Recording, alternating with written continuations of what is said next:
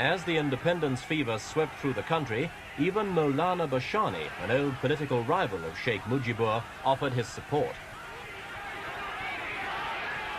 Bhashani said that if the president does not hand over power to the elected representatives of the people, meaning Sheikh Mujibur's Awami League, he and the Sheikh will lead a massive campaign of liberation.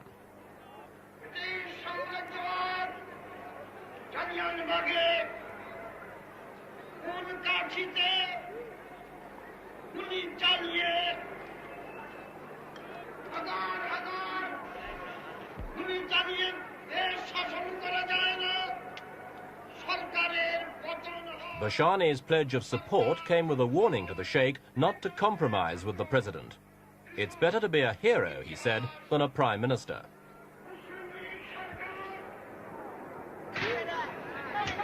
Meanwhile, 2 weeks of the Sheikh's non-cooperation policy had begun.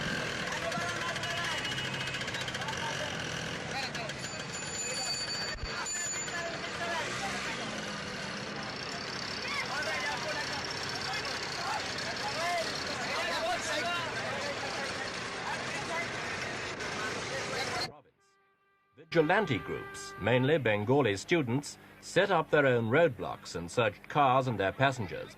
Any driver unable to speak fluent Bengali was immediately...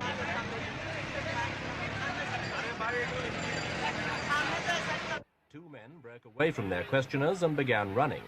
One produced a gun and fired at the rickshaw driver. He was chased, knocked down and stoned to death by a crowd of more than 1,000 people.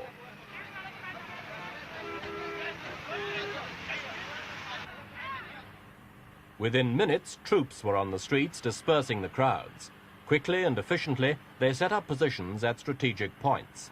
Even so, the incident was a gruesome reminder of just how near Dhaka is to boiling over into fierce intercommunal fighting. To prevent the situation getting any worse, President Yahya Khan flew into Dhaka for talks with Sheikh Mujibur.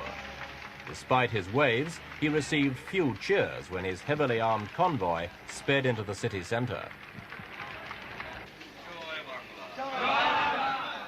Sheikh Mujibur emerged from his first meeting with the president in a very non-committal mood and refused to be drawn by the barrage of questions fired at him from the press. Kindly don't ask me any other questions. I have already answered. My discussion is going on about the political situation of this country. And discussion will continue because it is not a very matter of 1 or 2 minutes. You require sufficient time to discuss. And tomorrow 10 o'clock again I am meeting the president and discussing. Will some of your people be with If the Sheikh was thinking of a compromise, he certainly didn't tell his supporters, whose ringing nationalistic slogans followed his car through the streets of Dhaka.